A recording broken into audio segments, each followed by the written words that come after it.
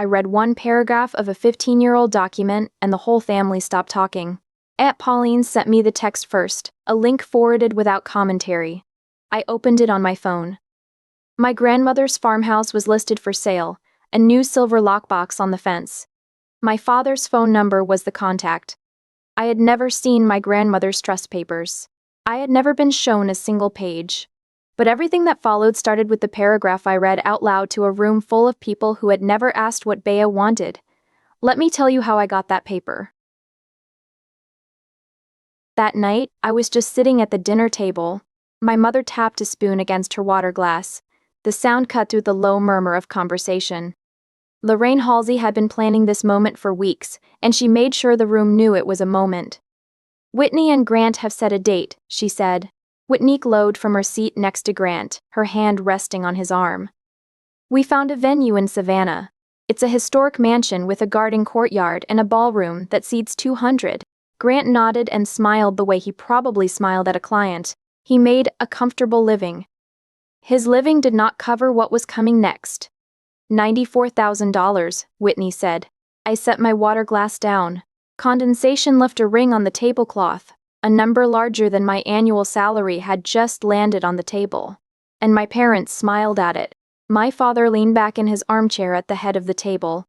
Dennis Halsey had handled this family's money for 30 years, and in 30 years nobody had asked him a single question about it. He waved a hand. "I'm handling some things with the trust," he said. He didn't look at me when he said it. He looked at Lorraine, and Lorraine nodded. Whitney squeezed Grant's arm. "Daddy, you're the best." I stayed at the edge of the table with my work cardigan still buttoned and my hands in my lap. Nodding was what I did when the family story rolled forward, so I nodded. The rest of dinner passed in conversation that didn't need me. I cleared plates, said my quiet goodbyes at the front door, and drove home to Richmond through the dark. 90 minutes, the route I'd memorized years ago. I didn't think about the trust at all. That came later. Sunday morning arrived with my travel mug filled and the laminated medication schedule tucked into the sun visor of my gray Honda Civic. I pulled onto I-64 and headed west. The highway unspooled the way it had every Sunday since I was old enough to drive alone. I knew the exits. I knew the stretch of US 29 where the signal dropped, the way you know a loose board in a room you've lived in too long. Bea's farmhouse sat on 3.2 acres in Campbell County. I parked in my usual spot, turned off the ignition, and sat a moment while the engine ticked and cooled. Then I gathered what I needed to cross the threshold. Inside, the house smelled like old wood and the eucalyptus lotion on the bathroom shelf. Bea was in her armchair, hands resting on the worn fabric. Her eyes found me the moment I came through the door. "There you are," she said. "Here I am," I answered. I walked her to the bathroom, ran the water until it was warm, and washed her through the motions of a 15-year routine. She sat with her eyes closed. Neither of us had ever said out loud that I would be the one who showed up. We didn't need to. Afterward, at the sink, I washed my own hands twice with a pale yellow soap that smelled like nothing. The eucalyptus stayed on my wrists anyway. I dried my hands and went back to the living room. Bea sat with her head tilted toward the afternoon light coming across the floorboards. "You're good to me, my Sunday girl," she said. I told her I knew. I gathered my keys, kissed her cheek, and walked down the front steps toward the car. Then I stopped. A silver lockbox hung from the fence post by the driveway. New. The combination dial still clean of rust. Beside it, a hand-lettered sign had been driven deep into the dirt. "For sale, by owner." My father's phone number underneath, in black marker.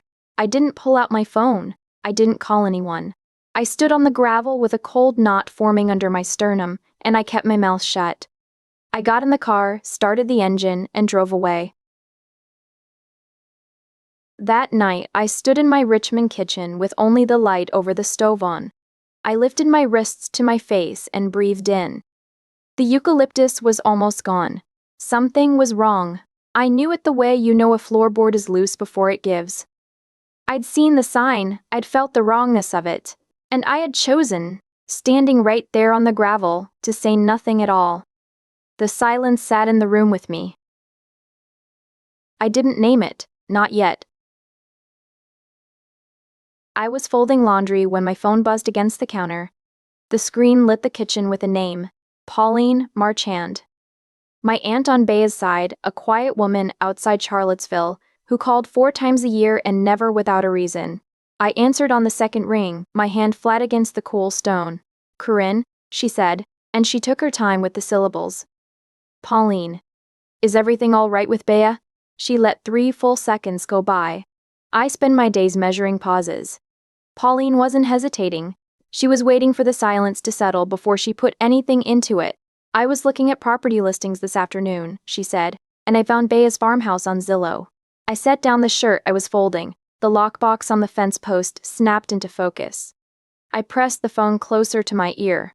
"It's listed for sale by owner," Pauline went on. 4 bedrooms, 2 baths, 3.2 acres outside Lynchburg, $310,000.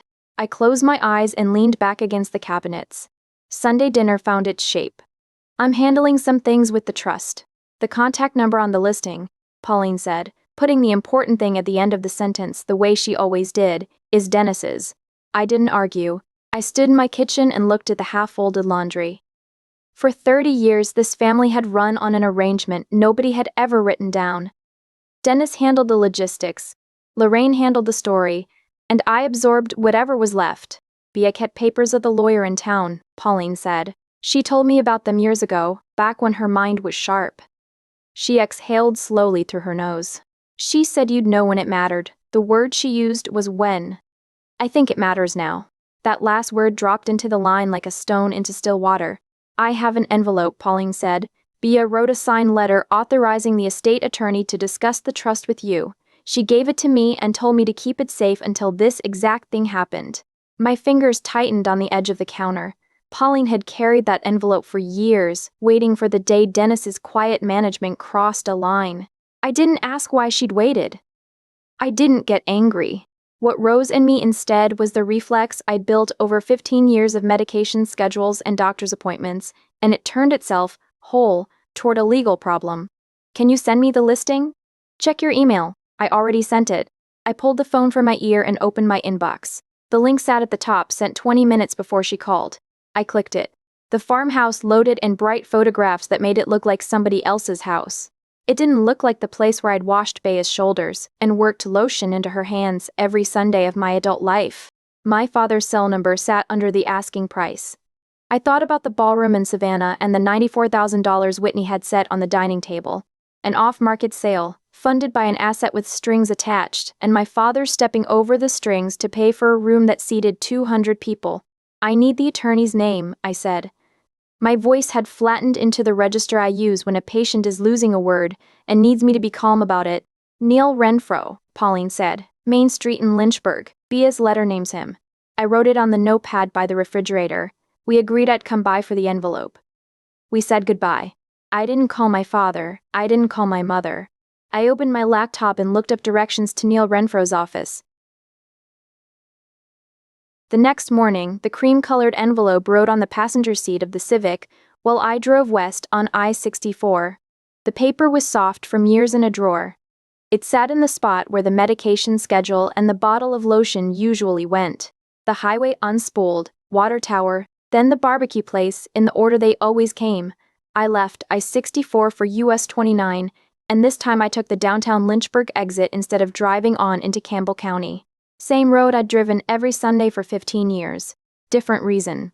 Neil Renfro's office was a brick storefront on Main Street that looked like nothing had moved in it since 1985.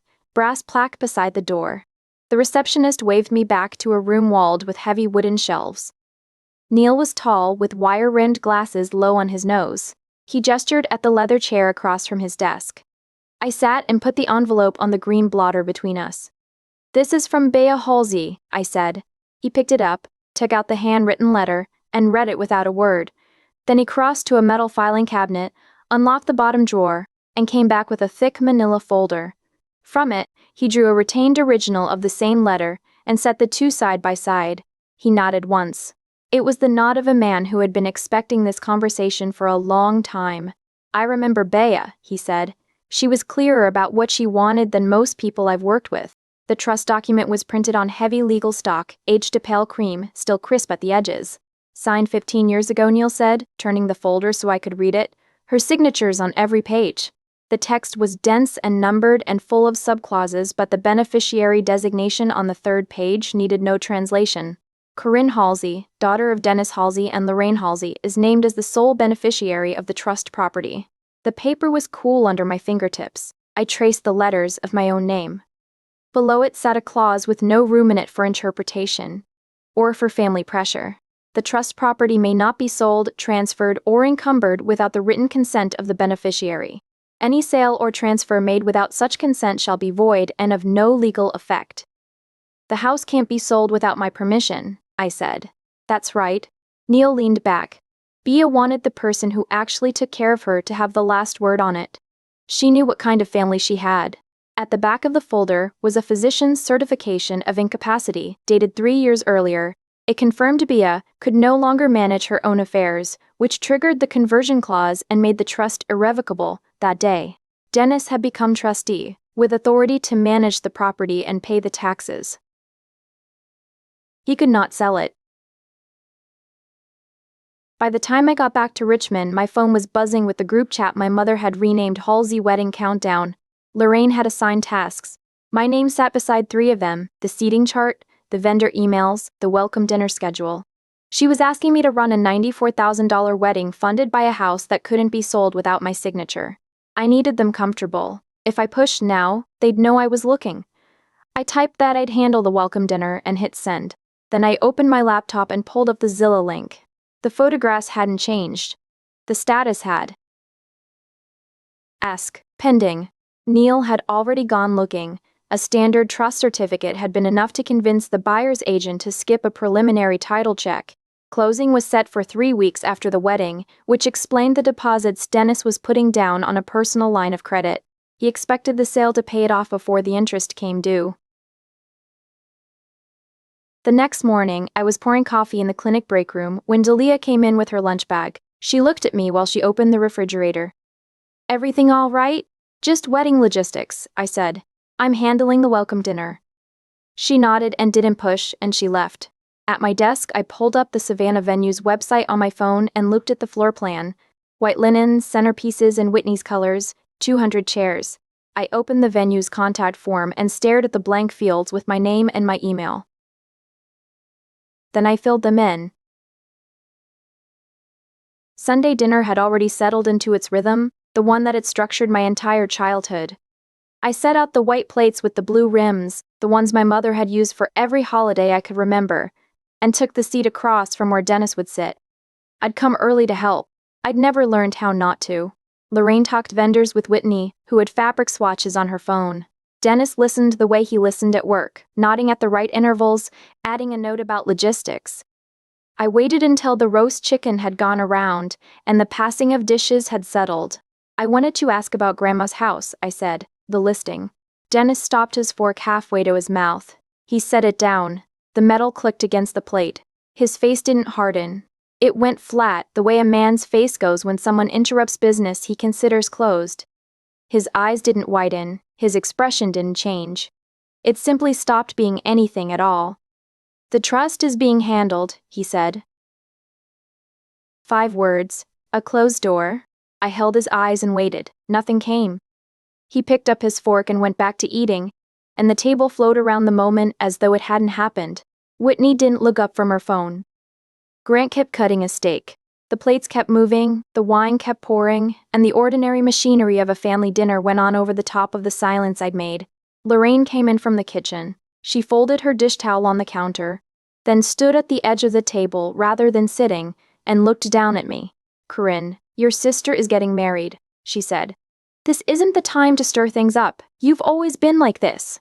I took it. "I always did. You've always been like this." And she was right, in the only way that mattered. I had always been the one who absorbed. I added her verdict to the long shelf of verdicts that held up my place in this family. It was the one angle that could still reach me, and she'd known exactly where to put it. I laid my napkin beside my plate.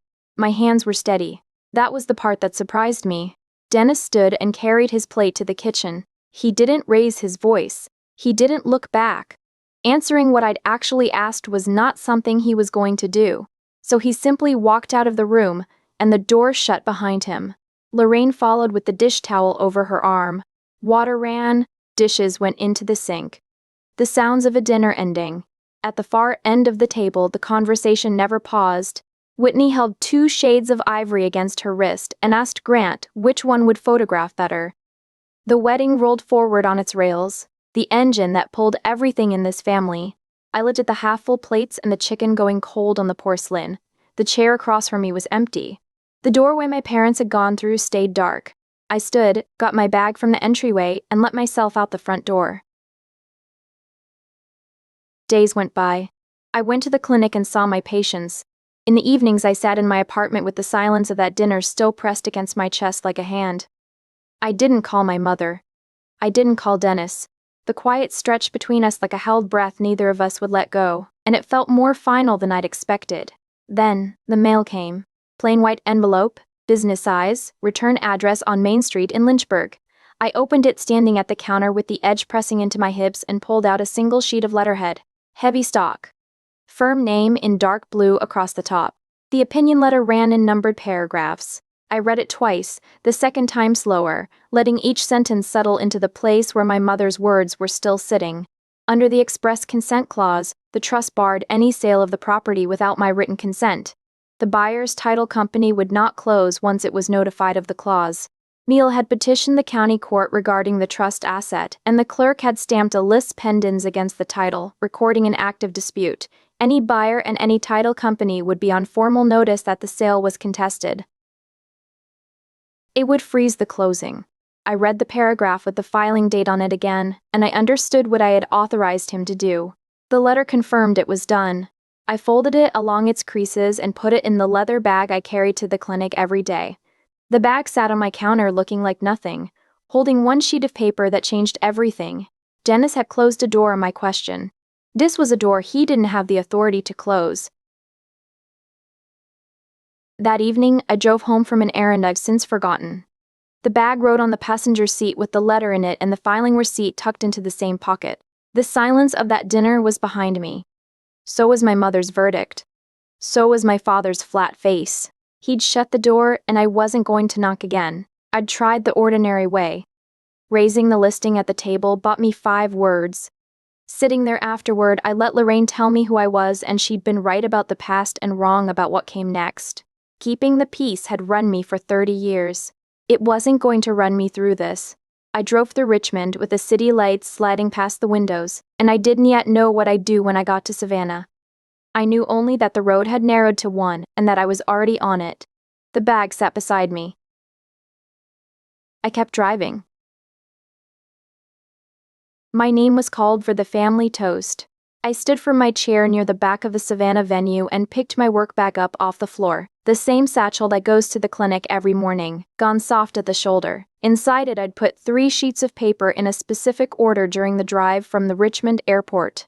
I slid the manila folder out, left the bag on my seat, and walked toward the microphone at the front of the room. 140 guests sat at the long tables. Most of them I'd known my whole life. The rest were Whitney's college friends and my father's business associates. Faces turned toward me, conversations trailing off, everyone expecting the warm and orderly little speech my mother had probably told them to expect. I set the folder on the dark wood of the podium. Lorraine sat at the head table with her back very straight. Beside her, Dennis held a glass of bourbon, comfortable, a man with every variable managed. He had put a $310,000 farmhouse on the market to pay for this weekend, and he was enjoying the weekend. I opened the folder. The first sheet of heavy legal stock lay on top, its creases sharp. "I'm going to read 1 paragraph from a legal document," I said into the microphone. The room's acoustics carried it clean to the back wall. I didn't rush. 10 years in a clinic teaches you a cadence for people who need time to take in what they're hearing, and that cadence doesn't require volume. "This is the irrevocable trust of Beatrice Halsey, my grandmother," I said, looking down at the page Neil Renfro had given me. "And this paragraph is the beneficiary designation." The room went still. Silverware stopped against porcelain. I read it exactly as printed, setting each phrase down into the quiet. "The trust names me, Corinne Halsey, as the sole beneficiary of the farmhouse property recorded with the Register of Deeds. The trust contains an express clause requiring my written consent for any sale of that property. Without my consent, any transfer of title is barred. I didn't add a word of commentary. I didn't look up to check the reaction. I didn't explain what the language meant. The document sat there as a fact, carrying the authority of a woman who had watched me drive 90 minutes every Sunday for 15 years and had taken steps to make sure that work was written down somewhere. The words were Bea's. I was only the one saying them out loud. When I finished, I laid the sheet flat on the right side of the podium. The second sheet was a time-stamped printout of the real estate listing, captured by Neil's office for the file. I held it up just long enough for the front tables to see the photograph of the Campbell County farmhouse and the silver lockbox on the fence post. "This is the active listing for that property," I said. "The contact number at the bottom belongs to the trustee." I set it beside the trust document. My father's cell number was printed in bold at the bottom of the page. The third sheet was the filing receipt from Neil's office. "This is a lis pendens," I said. "A notice recorded against the property's title yesterday afternoon. It puts any buyer and their title company on notice that the sale is contested. The closing can't proceed." I set it on top of the listing. 3 documents on the wood. I made no accusation. I asked for no apology. I didn't say a word about fairness. The private channel my father had closed with 5 words was gone, replaced by a public record that nobody in this room could reframe. I stepped back from the microphone. The quiet that walked me back to my table was total. And it wasn't the confused quiet of a crowd waiting for a punchline. 140 people were rearranging what they understood about the family they'd come here to celebrate. The relatives knew what those 15 years had been. Everyone else had simply watched a documented title dispute land in the middle of a wedding weekend. I reached my chair and sat down. At the head table, my father's posture had come apart. The bourbon hung halfway to his mouth. Whatever had been in his face was gone. And what replaced it was the look of a man watching his arithmetic get taken apart in public. He stared at the podium as if the paper might catch fire on its own. Beside him, Lorraine had gone perfectly still, hands folded in her lap. The social fluency that had been her whole weapon had nothing to work with. You cannot smooth over a recorded court filing. You cannot lean into a microphone and tell 200 people that your daughter is simply being difficult. I pulled my napkin into my lap. My shrimp and grits were still warm. I picked up my fork and pressed the tines into a shrimp browned along the edge. I brought it to my mouth, chewed, and swallowed. Whitney was looking at me from across the room, somewhere between shock and grief. The wedding she'd planned had come loose from its funding in front of her friends and her future in-laws. I took another bite. The room stayed suspended, and the old need to fix the discomfort, to stand up and apologize for the trouble I caused, simply didn't arrive. I sat and ate the dinner I'd helped coordinate, and I let the quiet settle over the wreckage. I ate another bite and let the cornmeal cool against the rim of the bowl. The fork was familiar in my hand, the same motion I'd made 1,000 times at Bea's kitchen table while she drank her black coffee across from me. It held me through the first full minute of the aftermath. The silence broke at the tables nearest the podium. A man in a dark suit leaned across his plate to say something to his wife. A woman in a floral dress put her hand over her mouth. The guests who had heard the clause read aloud turned to their neighbors, voices low and fast, and the murmur moved outward table by table until the whole room was talking about the documents. Nobody was looking at the food. Whitney sat frozen at the head table, pale against her lace collar, staring at the 3 sheets still lying on the podium. Her hands were flat on the tablecloth. Grant stayed beside her with his hand on her arm, a man who had come to the dinner without ever choosing a side. Dennis hadn't moved. He looked at the lis pendens filed against the house he'd tried to sell without my signature, and his phone number printed at the bottom of the listing beside it. He had run 3 corporate sales teams and directed every family vacation since I was 10. He didn't say anything. He set the glass down and the ice knocked against the rim. Lorraine got up. She moved between the round tables with the ease she'd polished at country clubs and neighborhood associations for 30 years, and she leaned down at my side, flushed, her voice low and tight. "Corinne, you don't understand what you've done." I looked up and met her eyes. She was using the tone she'd used when I tracked mud into the house at 12. She was waiting for me to drop my gaze. But the room had heard the clause. The guests had seen the paper. There was nothing in her voice that worked on a room full of witnesses. She stood there a beat longer, waiting for an apology I didn't give her. Then she turned and went back to the head table, pulled out her chair, and sat down without a word. When my bowl was empty, I put my napkin on the table, picked up my purse, and walked out through the heavy double doors without looking back. The next morning, I stood in my hotel room folding the navy dress I'd worn and putting it in my suitcase.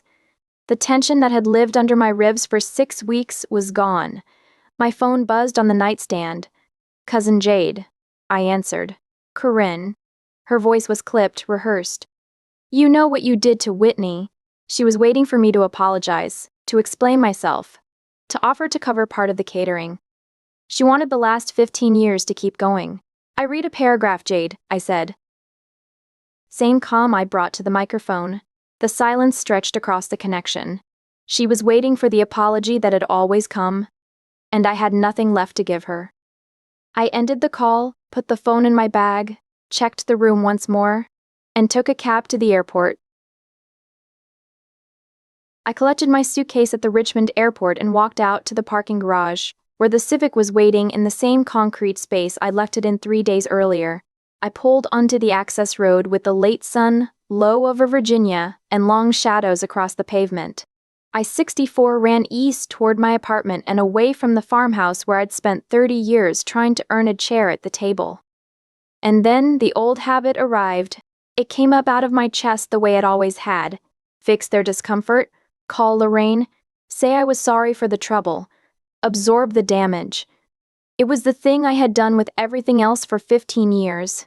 My hand moved toward the center console and hovered over the phone. One sentence would undo the whole week. The pull of it had weight, like gravity. A habit that deep stops feeling like a habit and starts feeling like survival. I unzipped my bag and dropped the phone inside. I put both hands on the wheel, made my fingers uncurl, checked my mirrors, and merged east. 8 months after Savannah, I set plates on the small table in my apartment courtyard while the late summer air stayed warm. Trent worked a cork out of a wine bottle at the corner of the table. Delia came through the gate with 2 heavy bags from the Thai place we order from every Tuesday. Tuesday dinner used to be the only standing appointment I kept. Now it was one of several. We opened the pad thai and the green curry and ate and talked. Nobody negotiated for attention. Nobody negotiated for attention. It was dinner, on plates I'd bought myself, with people who had never once asked me to take up less room. My phone lay face up beside my water glass until the screen lit with one notification. I picked it up. Asterisk, Dennis. 3 words, your grandmother knew. I read it twice to be sure it wasn't an apology and wasn't an explanation. It was the outside edge of what my father had in him. He wasn't going to say it to Lorraine in their kitchen. He wasn't going to correct the story for Jade or for Pauline. He had finally looked straight at what 15 years had cost, and 3 words in a private text was as far as his courage reached. Private, insufficient, and very late. I leaned back in the courtyard chair. The reflex to call him and manage his discomfort didn't rise. I saved the message and put the phone face down on the wood. "Everything okay?" Delia asked, her fork paused over her plate. "It's fine," I said. I picked up my wine and went back to the conversation. Sunday morning I drove west on I-64, with eucalyptus on my hands. The same scent that has ridden with me every weekend for 15 years, and none of the weight. I took the same 90-minute route, the same exit for US 29, past the same curve by the gas station with the faded billboard for the diner. This morning I was making the drive because I'd decided to. Lorraine is still somewhere inside her version of it, unreachable. Dennis sent his 3 words and nothing after, and I've let that silence be what it is. I thought about Bea, and how she still calls me her Sunday girl. She wrote that trust when she was clear-headed and certain. And the voice I read out loud in Savannah was hers from the first word to the last. She put those protections on paper because she had seen exactly what this family was capable of doing to me. The farmhouse is still in the trust. It still stands on its 3.2 acres outside Lynchburg. The sale collapsed months ago when the title froze and the buyer walked. I still drive to Lynchburg every Sunday, to the same house, at the end of the same road. I rolled the windows down and let the warm air move through the car and listened to the tires on the asphalt. The road I'd driven 1,000 times out of duty was finally just a road I was choosing. I was a 33-year-old woman driving toward a grandmother who loved her. The highway ran west toward the mountains, and I drove on.